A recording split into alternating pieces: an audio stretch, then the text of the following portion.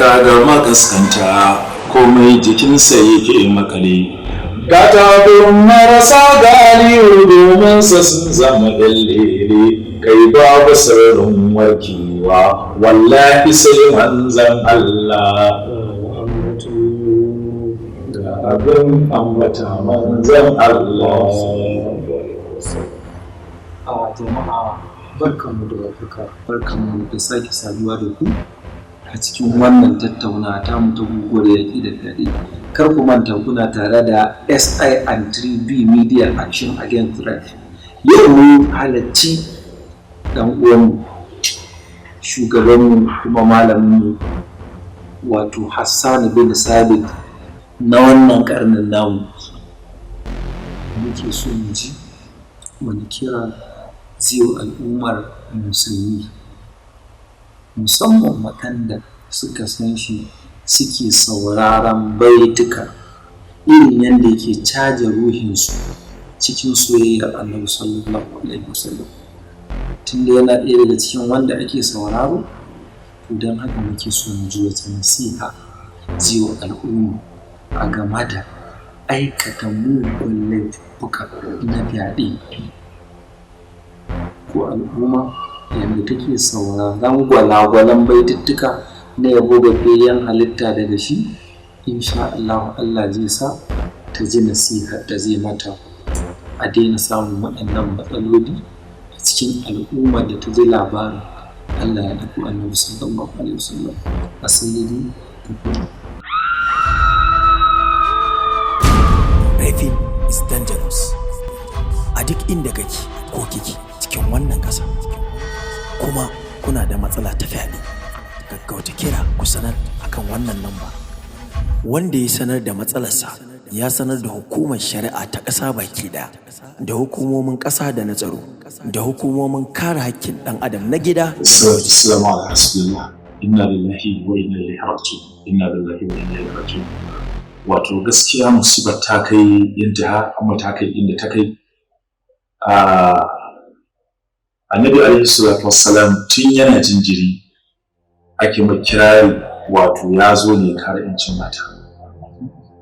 Wani lokaci an yi fari a garin Makka, ruwa ya ƙi sauka, ana cikin tashin hankali.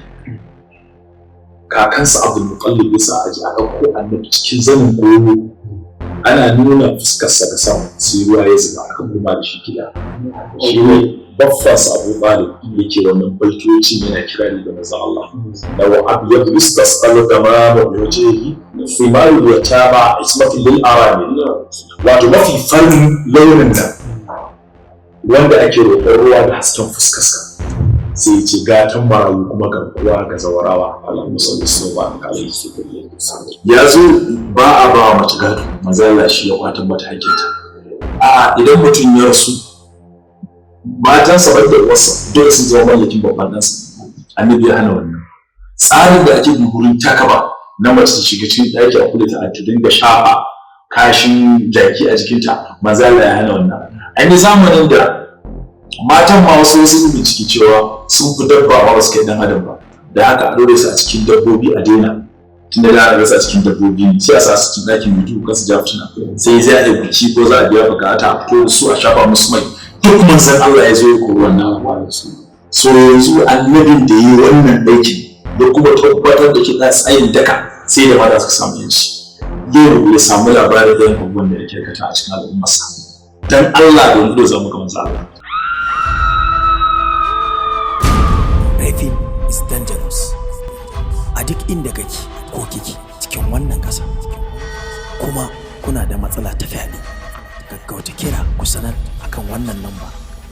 Wanda ya sanar da matsalarsa ya sanar da hukumar shari'a ta ƙasa baki ɗaya, da hukumomin ƙasa da na tsaro, da hukumomin kare haƙƙin ɗan adam na gida da na waje.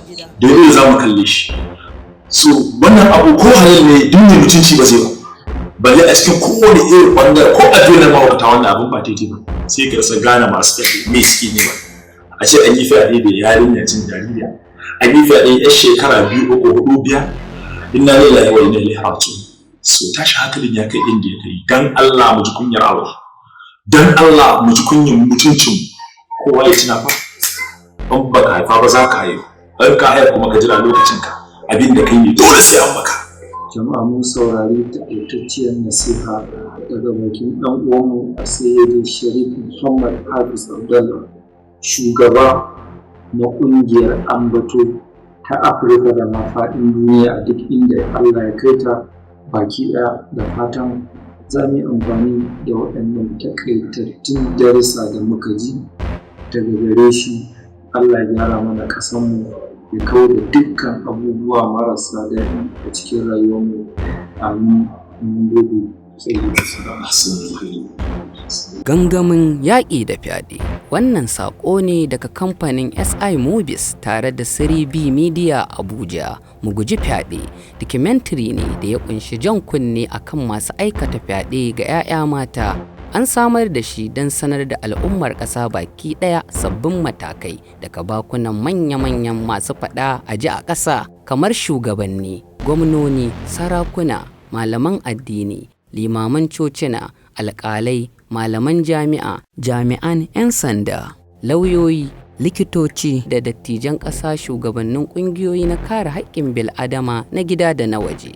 Wannan documentary tare da shirin wuta a masaƙa, insha Allah za a ƙaddamar da su, wato za a gudanar da lancin, za a haska shirye-shiryen a sassan unguwanni da ƙauyuka na wannan ƙasar, a ƙofar gidan sarakuna da dakatai duk don kawo ƙarshen wannan mummunar ɗabi'a ta fyaɗe.